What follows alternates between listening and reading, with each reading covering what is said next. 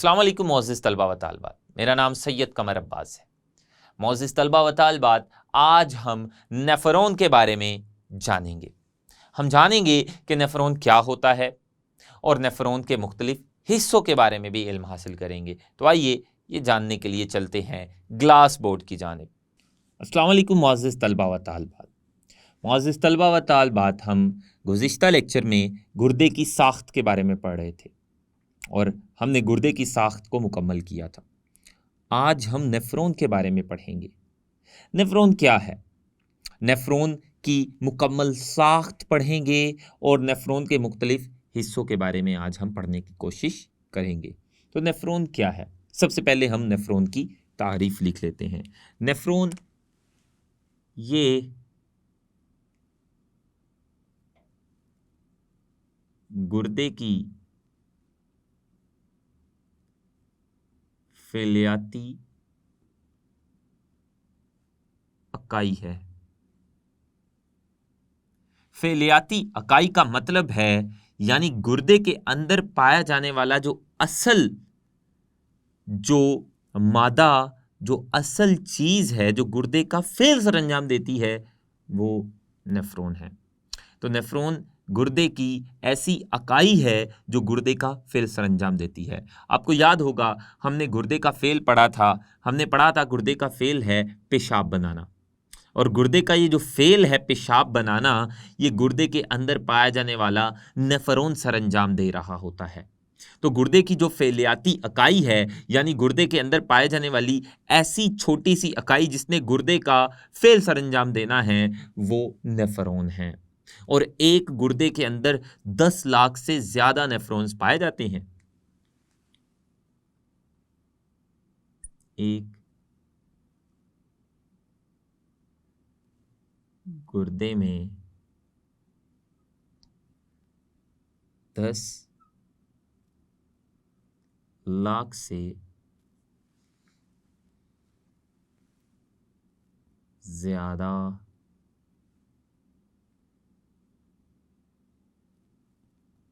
Nephrons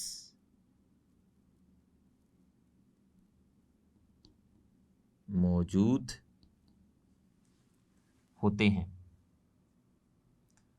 और इन गुर्दों की जो फैलियाती इकाइयां हैं वो नेफ्रॉन ही हैं। नेफ्रॉन ही गुर्दों का फेल सरंजाम देने वाली इकाइयां हैं, इसलिए इन्हें गुर्दों की फैलियाती इकाइयां कहते हैं। अगर गुर्दों के अंदर नेफ्रॉन नहीं होंगे तो गुर्दों के अंदर गुर्दों का फेल यानी पेशाब बनने का अमल भी नहीं होगा।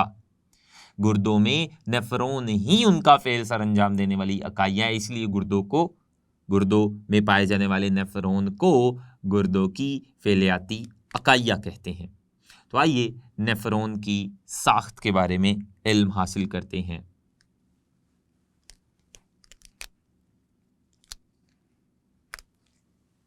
नेफ्रॉन की साख्त।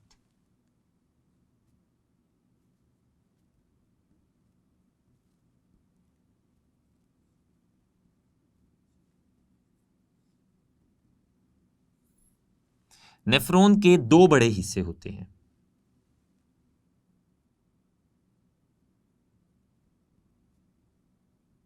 नेफ्रॉन के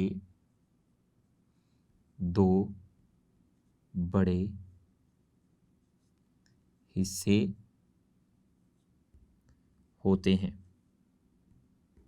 हम पहले उन हिस्सों के नाम लिख लेते हैं और फिर नेफ्रॉन की डायग्राम के जरिए नेफ्रॉन की साख्त की वजाहत करेंगे। नेफ्रॉन के दो बड़े हिस्सों के नाम कुछ यूं हैं। नेफ्रॉन के पहले हिस्से का नाम है रेनल कार्पसल, जबकि नेफ्रॉन के दूसरे हिस्से का नाम है रेनल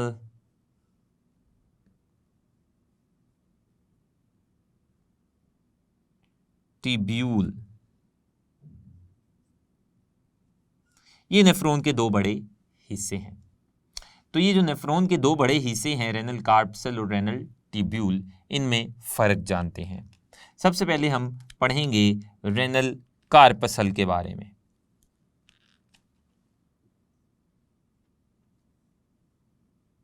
इन तमाम हिस्सों की जो भी हम नेफ्रॉन के मुख्तलिफ हिस्से पढ़ रहे हैं इनकी हम डायग्राम भी बनाएंगे और इन तमाम हिस्सों की वजाहत करेंगे डायग्राम के जरिए। तो रेनल कार्पसल,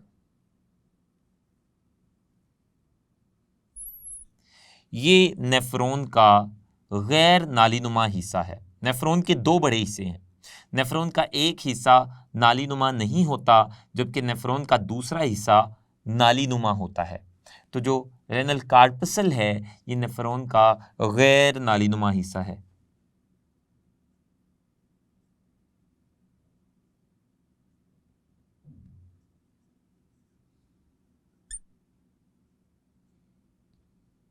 का गैर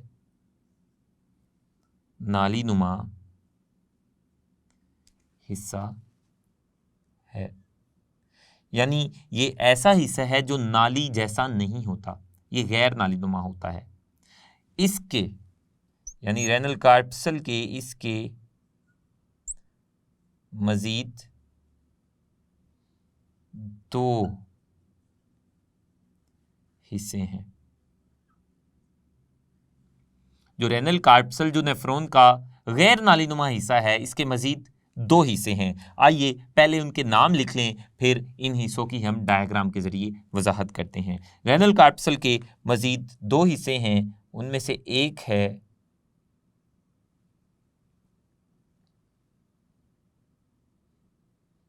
ग्लोमेरुलस, ग्लोमेरुलस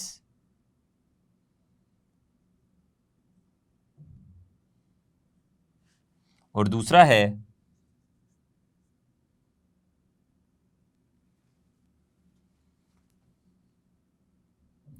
बोमेन कैप्सूल।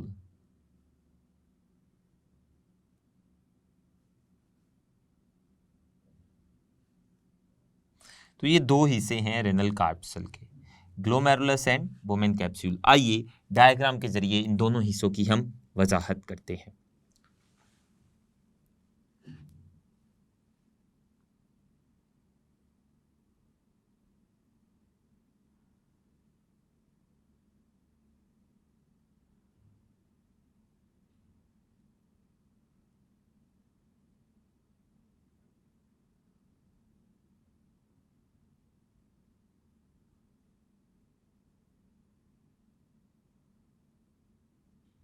तो ये आप छोटी छोटी बहुत बारीक बारीक खून की नालियां देख रहे होंगे।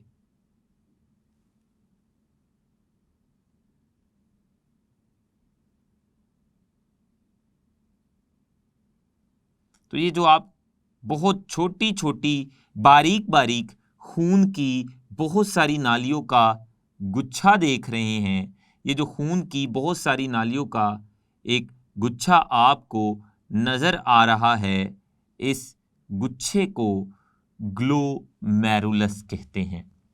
ये गोल सा आपको एक गुच्छा नजर आ रहा होगा। इस गुच्छे के अंदर खून की बहुत सारी छोटी छोटी नालियां मौजूद हैं, खून की बारीक बारीक नालियां मौजूद हैं और खून की बारीक बारीक नालियों को कैपिलरीज कहते हैं। तो ये जो कैपिलरीज का एक पूरा गुच्छा आपको नजर आ रहा है उसे ग्लोमेरुलस कहते हैं, जो कि रेनल कार्पसल का सबसे पहला हिस्सा है। तो ग्लोमेरुलस क्या है उसकी तारीफ कर लें। ग्लोमेरुलस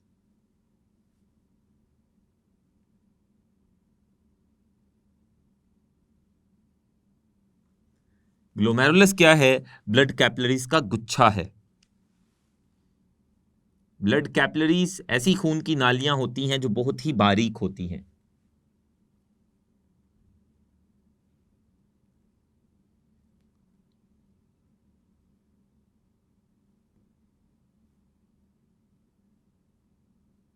ब्लड कैपिलरीज का गुच्छा ग्लोमेरुलस कहलाता है।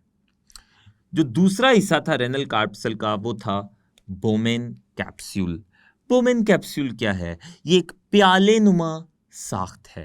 ये एक प्याले की शक्ल की साख्त है जिसने ग्लोमेरुलस को घेरा होता है। आइए इसकी डायग्राम भी बना लें।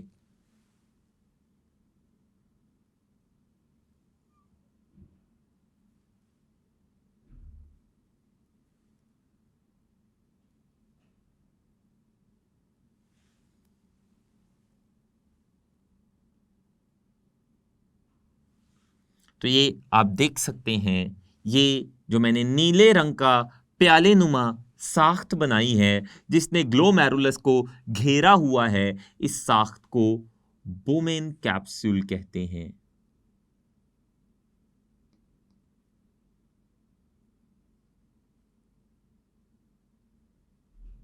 बोमेन कैप्सूल कहते हैं। और बोमेन कैप्सूल के अंदर जो आपको ब्लड कैपिलरीज, बारीक बारीक खून की नालियों का गुच्छा नजर आ रहा है, इसको ग्लोमेरुलस कहते हैं।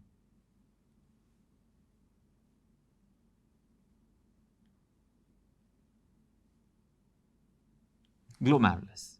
तो ये ग्लोमेरुलस और ग्लोमेरुलस के इर्द गिर्द प्याले नुमा साख जिसको हमने बोमेन कैप्सूल कहा, इन दोनों हिस्सों के मिलने से नेफ्रॉन का पहला बड़ा हिस्सा गैर नालीनुमा हिस्सा बनता है जिसको हमने रेनल कैप्सूल कहा। तो ये आपके सामने रेनल कैप्सूल है जो कि नेफ्रॉन का गैर नालीनुमा हिस्सा था, उसके जो दो हिस्से थे उनके बारे में भी हमने इल्म हासिल किया। बोमेन कैप्सूल क्या है? बोमेन कैप्सूल ऐसा हिस्सा है जो कि प्याली नुमा होता है और जो ग्लोमेरुलस को घेरता है। आइए हम बोमेन कैप्सूल की भी तारीफ लिख लेते हैं। तो बोमेन कैप्सूल क्या है? ये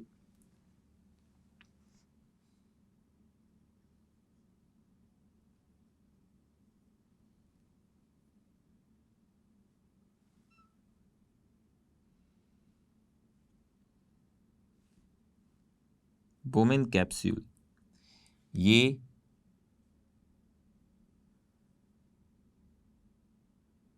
प्याला नुमा साख्त है जिसने अपने अंदर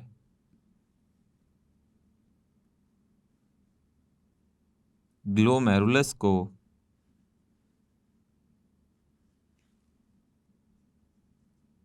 घेरा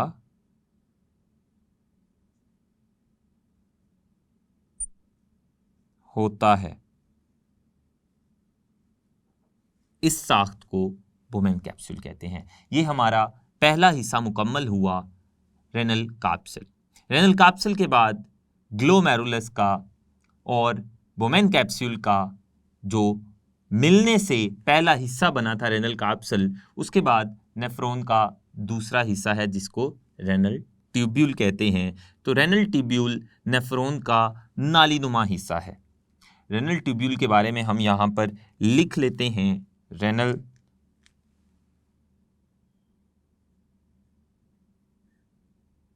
ट्यूब्यूल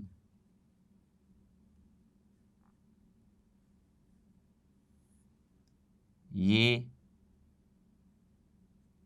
नेफ्रॉन का नाली नुमा हिस्सा है, यानी ये नेफ्रॉन का वो हिस्सा है जो नाली जैसा होता है। और इसके मजीद 3 हिस्से हैं। हम उन 3 हिस्सों के पहले नाम लिख लें, फिर उन हिस्सों की डायग्राम के जरिए वजाहत करते हैं। पहले हिस्से का नाम है पहली बलदार नाली। रेनल ट्यूब्यूल के दूसरे हिस्से का नाम है loop of Henle. Loop of Henle. और तीसरे हिस्से का नाम है आखिरी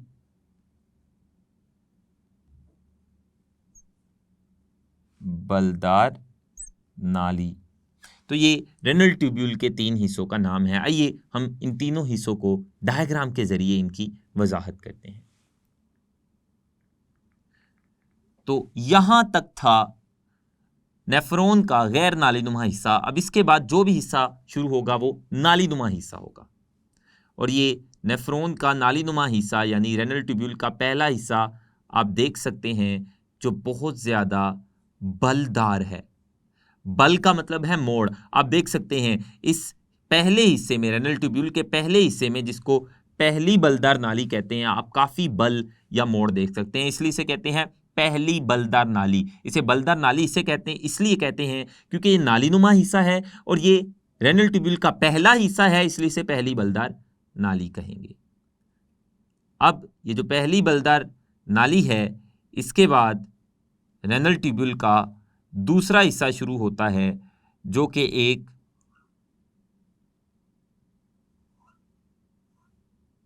यू शक्ल का हिस्सा होता है। तो ये जो आपको नेफ्रॉन के नालीनुमा हिस्से का, रेनल ट्यूब्यूल का दूसरा यू शक्ल का हिस्सा नजर आ रहा है, इसे लूप ऑफ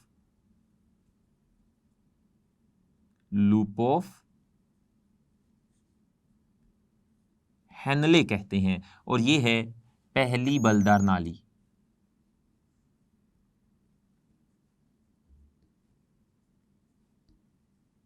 पहली बलदार नाली।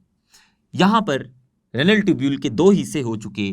अब दूसरे हिस्से के बाद रेनल ट्यूब्यूल का तीसरा हिस्सा होगा।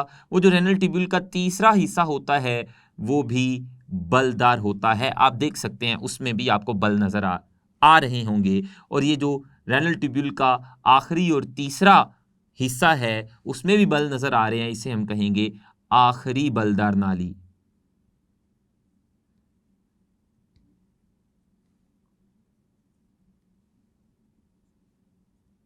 तो ये थे नेफ्रॉन के नालीनुमा हिस्से यानी रेनल ट्यूब्यूल के 3 हिस्से। अब हम एक और हिस्से के बारे में पढ़ेंगे और वो है कलेक्टिंग डक्ट।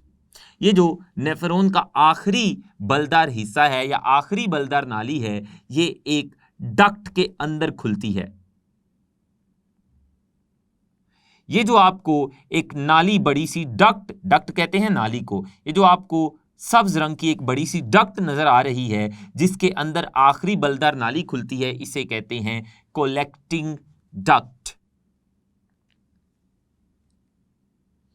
Collecting duct.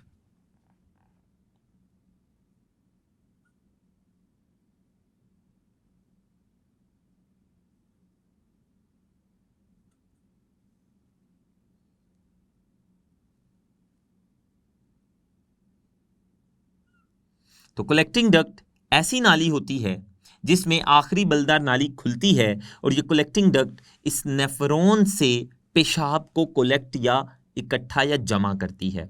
ये नेफ्रॉन जो कि ग्लोमेरुलस से शुरू हुआ था और आखिरी बलदार नाली पर ख़त्म हो गया, इस नेफ्रॉन के अंदर पेशाब बनेगा। इस नेफ्रॉन के अंदर पेशाब कैसे बनेगा ये हम आने वाले लेक्चर में पढ़ेंगे। लेकिन इस नेफ्रॉन के अंदर बनने वाला जो पेशाब है वो जिस नाली के अंदर जाकर कलेक्ट होगा, जमा होगा, उसे हम कलेक्टिंग डक्ट कहेंगे। तो कलेक्टिंग डक्ट ऐसी नाली है जो नेफ्रॉन से पेशाब को कलेक्ट या हासिल करती है और इसमें आखिरी बलदार नाली खुलती है। इसके अलावा एक और डक्ट है जिसको पेपिलरी डक्ट कहते हैं।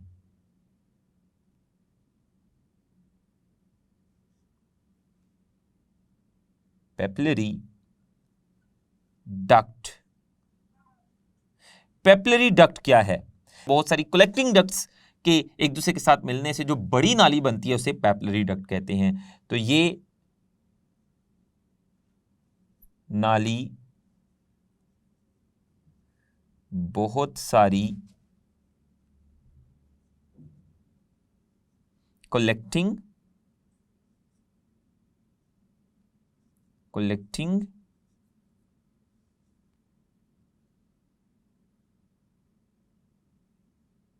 बहुत सारी कलेक्टिंग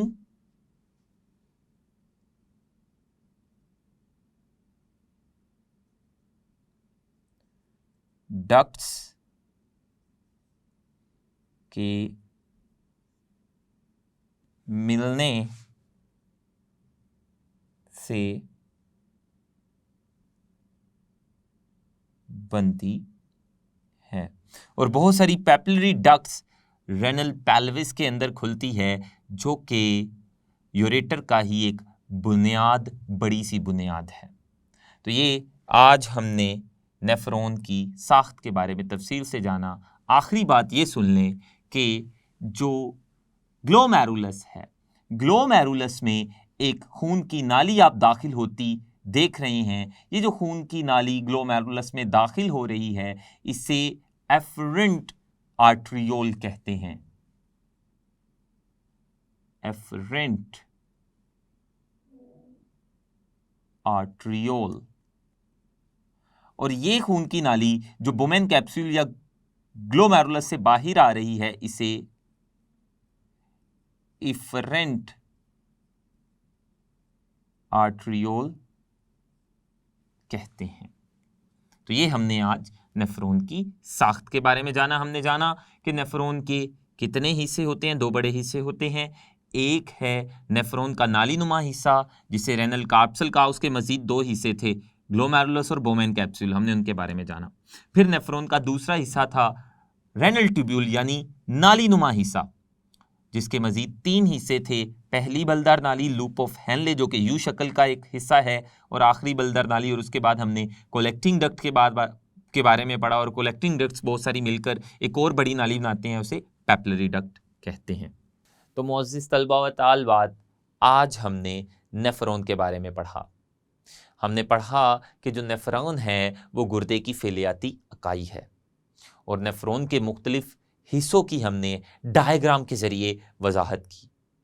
और हमने जाना कि जो नेफ्रॉन है उसके दो बड़े हिस्से हैं, एक नेफ्रॉन का नालीनुमा हिस्सा होता है और एक नेफ्रॉन का गैर नालीनुमा हिस्सा होता है। और इन दो बड़े हिस्सों के आगे मज़ीद छोटे छोटे हिस्से थे जिनके बारे में आज के लेक्चर में हमने पढ़ा। मुझे उम्मीद है कि आपने आज का लेक्चर बड़े अच्छे से समझा होगा। इंशाअल्लाह आने वाले लेक्चर में हम नेफ्रॉन या गुर्दे का फेल पढ़ेंगे। तब तक के लिए अल्लाह हाफिज़।